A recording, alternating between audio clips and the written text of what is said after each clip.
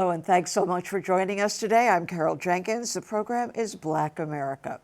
In 2004, CUNY's Chancellor, Matthew Goldstein, established a university task force on the Black Male Initiative. The task force was charged with developing projects that would help Black males overcome the inequalities that often lead to poor academic performance, joblessness, even incarceration. With us today to discuss how this program has since developed is Dr. Jonathan Quash, the university's executive director of the Black Male Initiative program, and James Viafara, who is part of the students at Medgar Evers Center for Law and Social Justice. You guys know how to give big names to big projects, right? And a part of the student BMI Council. Welcome to both of you so much. Thank you for having us. Dr. Quash, tell us a little bit about this. First of all, I want to, in the green room, as we were getting to know each other, I just asked, how many Black male students are there at CUNY University? Tell us.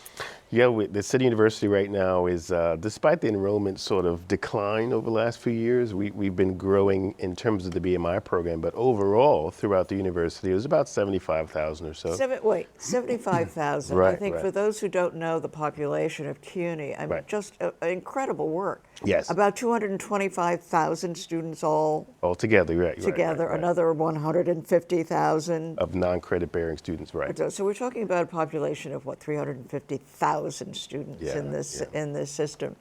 So of the 75,000 Black male students at CUNY, you've got 7,000 of them in your program. That's correct. We have 7,000 roughly students. We have 30 programs throughout the university, all 25 campuses. Some have more than one program. So we're excited about that. We're at our highest peak in terms of number of programs, and also we're climbing upward. During the pandemic, CUNY BMI was one of the few programs that actually grew as opposed to declining in enrollment. So tell us a little bit about the kinds of support. And James, we're coming to you for your story in just a second, as soon as Dr. Quash tells us a little bit more about what's provided. One of the things that we sort of, in the very beginning, in 2004, when the then Chancellor Matthew Goldstein created this program university-wide, it was based upon the programming at Medgar Evers College under the leadership of Dr. Edison Jackson at the time, the president at the time. And the components were on the surface very simple: mentoring, academic support, peer mentor engagement, so that students felt a sense of belonging, but they also felt like what they did mattered and that they had a connection to someone. Because a lot of them are coming out of high school without any mentoring relationships, without any faculty mentoring relationships, so it's sort of a new experience for them.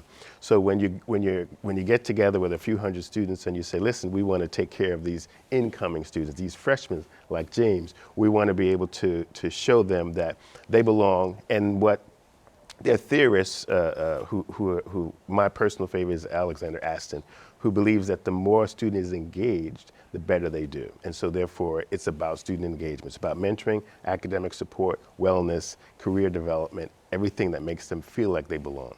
Wow. So James, how did you find the project, or did they find you? Well, I got exposed to the Males Development and Empowerment Center after a trip to the Congressional Black Caucus in Washington. Wow. I met Director Mr. Andre Burton, and he invited me to represent Medgar Evers College in the CUNY BMI Council. And since then, I've been to the different mentorship events, and I've been able to speak to many students and leaders throughout the schools. I've also learned about the value of the program and the historic events that it has contributed to. I've learned a lot. I felt inspired to just do something, and I felt the support from CUNY BMI to do so. I feel like it's a great platform for incoming students, and it's a hand upholding those who have dreams and aspirations to succeed. James, talk to us about peer-to-peer mentoring. You're involved in that.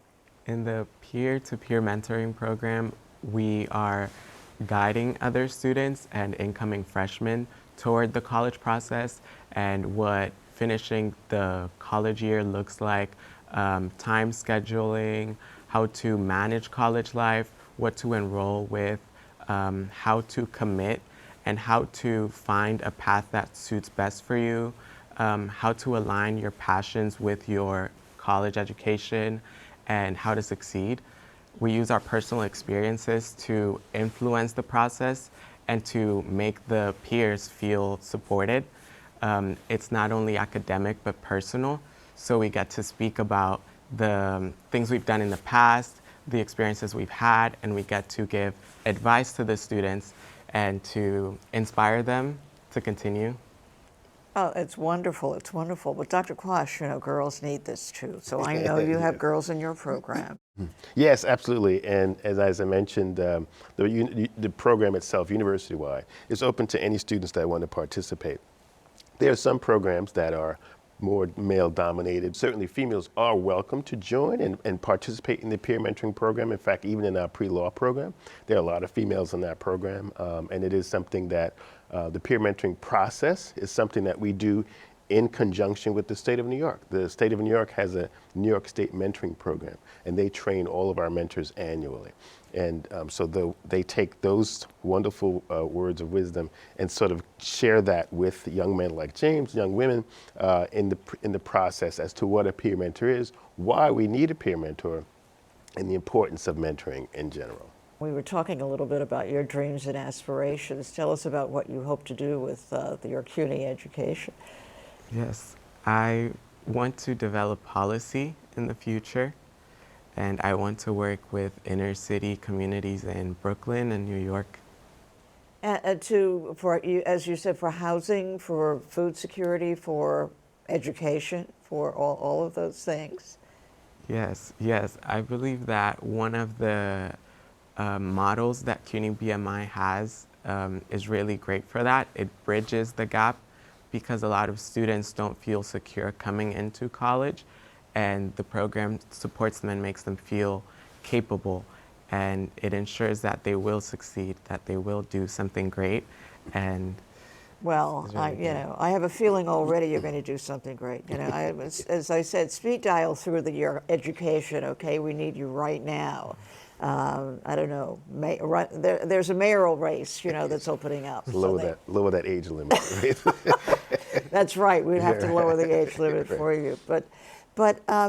So that some of the support, I was looking at some of the figures recently about the economic status of so many of our students here at CUNY, and you think it might be 65% that are at the poverty level? Yeah, I think so. It's also based upon the financial aid or the FAFSA sort of data that is sort of released. And the majority of students at CUNY, because most of them live within New York City, fall below that poverty guideline. So therefore, a lot of the services that they receive at the district level or the high school level, not always the best. Even myself, I grew up in Jamaica, Queens. Me too. And so Jamaica, Queens. That's it. And I know for myself, getting textbooks, and you might, if you went to public school, you know the PS 140. I went to PS 80, so the covers are torn off of the book sometimes. If you get one that even has all the pages, so there's a disadvantage resource-wise. So one of the things that we try to do, and one of the things that James mentioned, is that we try to put resources into the programs at the campus offices, so the students have the ability to take advantage of, let's just say, because James is very concerned about food insecurity also, and so one of the things that he did, he created a day of service around the Martin Luther King programming that helped with food insecurity for students, gave them resources, gave them, even in some cases, food boxes of snacks and things like that to really assist students, because it's a challenge. And so those are some of the things that we're trying to secure funding for to be able to do that. Because the reality is they're all eligible for it, but it's just a matter of getting it to them, because a lot of students still have a stigma about getting help in terms of, I need help, but I don't want to ask for it, Sure. It's sort of like living in the shadows, in terms of you're seeing other people smiling and laughing, but a lot of times there's something going on where they're not really expressing their own pain. So this types of programming like that James has done, and also other students and other programs, they allow us to be able to avoid the stigma and just go ahead and help. Just tell if a student doesn't have a Metro card, or if a student doesn't have money to buy a meal, they won't tell you. I've had students come to me and say, listen, would you be able to help this young lady who's in the cafeteria, who's trying to decide whether to buy a ride to go home or whether to eat lunch. And so those are some of the things we're trying to really help with students and the struggles that they continually have. Yeah, James, tell us more. I know that CUNY has set up pantries. I mean, it's very advanced in that way in terms of helping students out. But why did you want to do something around Martin Luther King Jr. Day? Yes, I was inspired by the different days of service that I've seen before. And since joining the council, I was asked about an initiative or an idea that would be great for the council. And it came to my mind immediately because I know it's a really significant issue. And I started mentioning it to other campuses and they were on board. So since then, we've been trying to make space for different events throughout our campus programs and the CUNY BMI to secure those students and to extend it not only within our institution, but throughout the nation and in different sectors of the city. Right. Well, Dr. Quash, talk to us again the history and the future of a program like this. The history, as I mentioned, with the example set at Medgar Evers College, we have grown into not just the 16 colleges that were part of the original, but all 25 campuses within the university. Some focus on pre-med. We have a group of a couple hundred outstanding young men in a medical program, pre-med program at Sophie Davis School of Biomedical Education. We have pre-law, John Jay, now one of the feeding schools, the leading feeding schools for law school in terms of minorities to going to law school. We have 3 programs at John Jay, and John Jay is a great example. President Carol Mason from John Jay is a great example of extending education and how it looks as it relates to higher education from the program that Barack Obama set, the My Brother's Keeper program. That program is still national, it's still nationwide, it's still doing amazing work.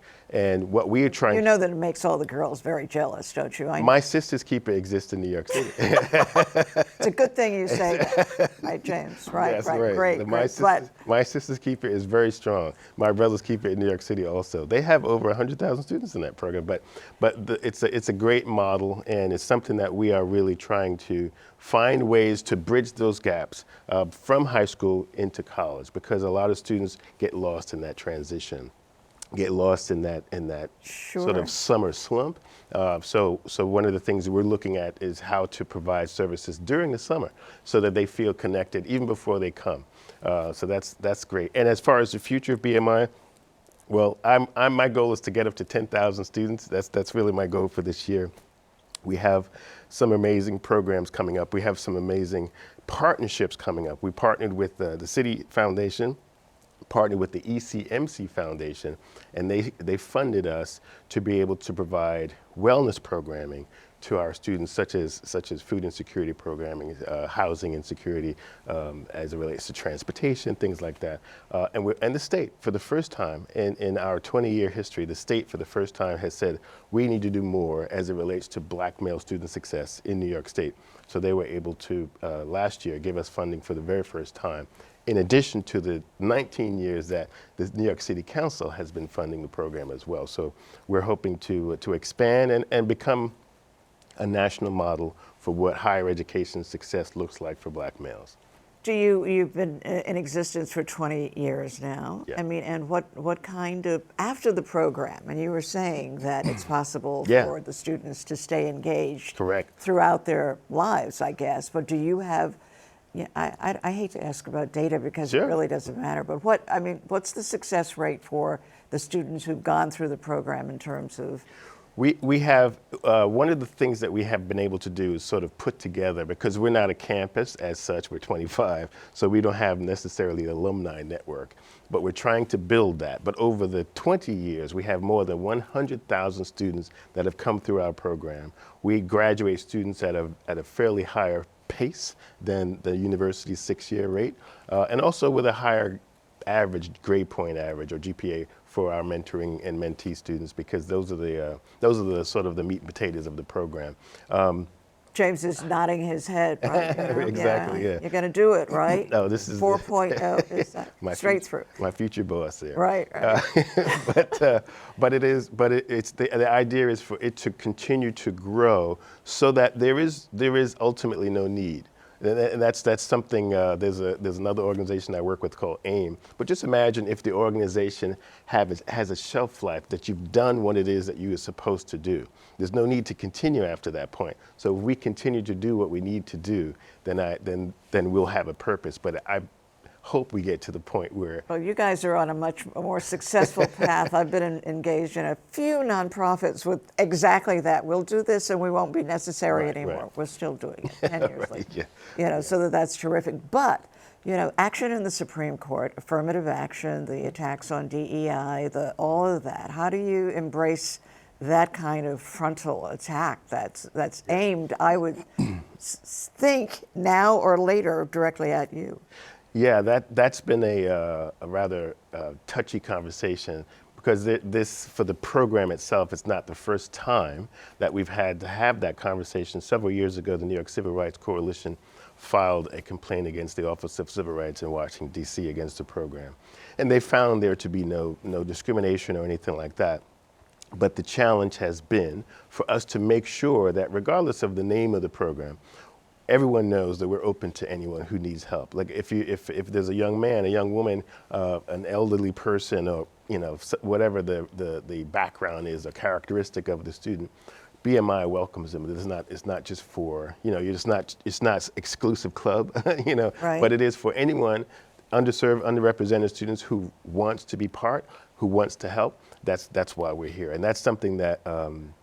The New York State is very good at, because of the public education sort of laws in New York State allow us to continue to do that. We just make sure that everyone knows everyone's welcome. Right. And so this is the first year that the state has engaged with you. Correct, right. Well, correct, before it was federal, right, correct. But this is the first year the state has engaged, and they made it clear, that the support is there.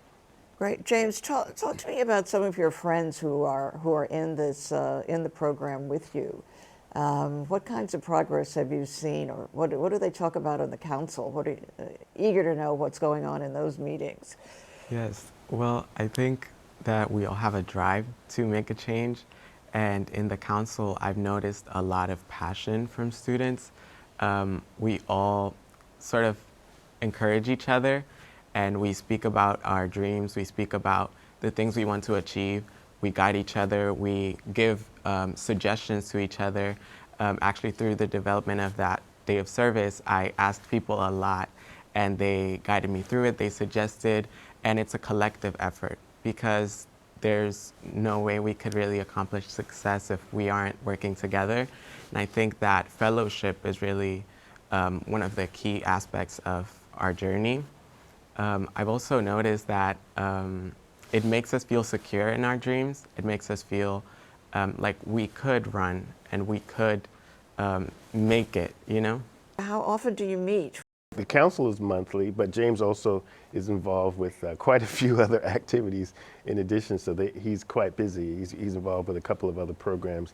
But as one of the lead members of the council, we meet monthly, and generally what the council does is shares updates about what's happening in Brooklyn versus Queens versus the Bronx, and then also how can we kind of make this experience that we're having better for everyone. And that's why we come up with ideas like the day of service and a bunch of other great things. Right, and you've got a YouTube site. Yes. That's right. Talk to us about that. You have. Yep, we have a YouTube, and most of the campuses do, but the BMI program has a YouTube channel, and we just actually had a wonderful Martin Luther King program, our first ever, at Abyssinian Baptist Church, Ah. honoring Dr. King and Dr. Butts. So that was an absolutely outstanding program. There were a lot of students who came out to that. We had our good friend from Hunter College, Basil Smikle, was the MC of that. Oh, Basil, sure, Yes, sure. and he's a strong supporter of our program and loves the work that we're doing. And so we had an amazing time. And then it kind of followed with James' program, and then it continues throughout the year with all the different things that we're working on. Right. So James, tell me a little bit about what you think about this country. Yes. What I think about the nation is always changing. I think we're experiencing a lot of attacks. Historically, we know that there's a threat posed to a lot of minorities. And as an immigrant myself, I experienced a huge transition coming from Colombia. I felt very different. I didn't know how to truly grow. But over the time, I've learned that there are people working hard to make a change. And even through adversity and difficulty, there are really great people who want to see change and progress. And I'm very hopeful for the nation, and I'm hopeful for youth. I think that the country really needs to think about the ways that youth feels and making a path for the younger generations so that they can be lifted up and not discouraged in the journey. Right, right. Well, James, I see you as the future of this country.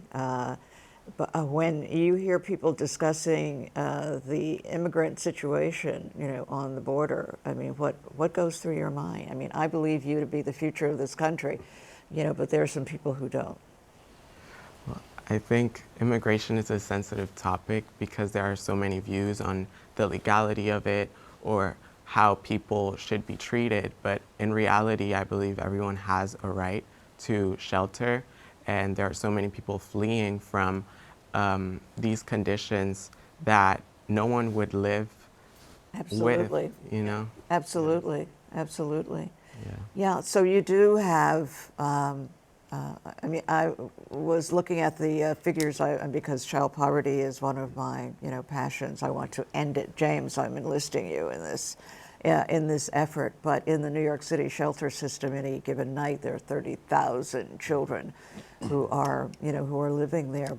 And I suppose that you have a large immigrant population. Sure. Yeah, CUNY in general has a large immigrant population, but the BMI program does as well. Interestingly enough, we also, through our deputy director, Jorge Aliguera, has a group of sort of volunteers that helps asylum seekers with some paperwork. So BMI is working to sort of do what they can for the processing part. All that we can do, we can't deal with shelter and all that, but we can get the processing together so that those work permits can kind of flow. And so we've had some volunteers, some students who've gone and done some work in that area as well. And those are students, those Right, are right. students in the system. They're in class, Right. they're part of New York City, the culture of New York. To me, what makes New York great, and I think that we can do probably more than we're doing as a university, and just saying we can put some skin in the game and really help New York City become, I think, still the greatest city in the world. Right. And please give everybody shelter, please. Right, Feed yeah. them. I mean, why not, right? Yeah. You've got a big event coming up at Carnegie Hall. Talk to us about that. Yes, I'm so excited. We're going back to having our in-person gala. So we're doing it at Carnegie Hall this year, celebrating our 20th year.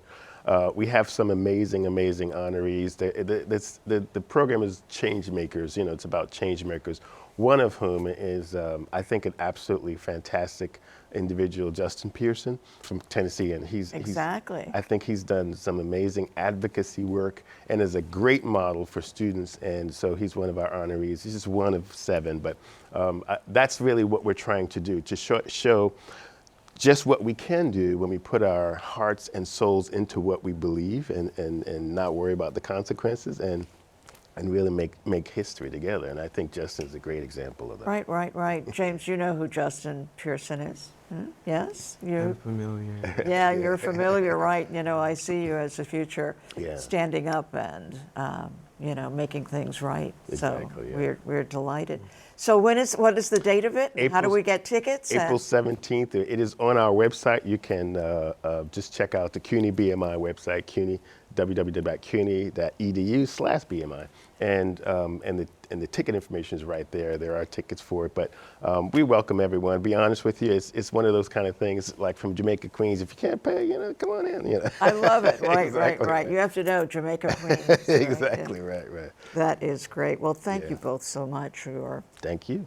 fantastic, and I wish you the very, very best with this project. Thank you so very, very much. And another 20 years in the making. And I'll be 40 then. Right. Me too. My thanks so much to CUNY University's Executive Director of the Black Male Initiative Program, Dr. Jonathan Quash, and James Viafara, student at Medgar Evers Center for Law and Social Justice and part of the Student BMI Council, for being our guest today. I'm Carol Jenkins. The program is Black America. Thanks so much for being with us at this time. We will see you the next time.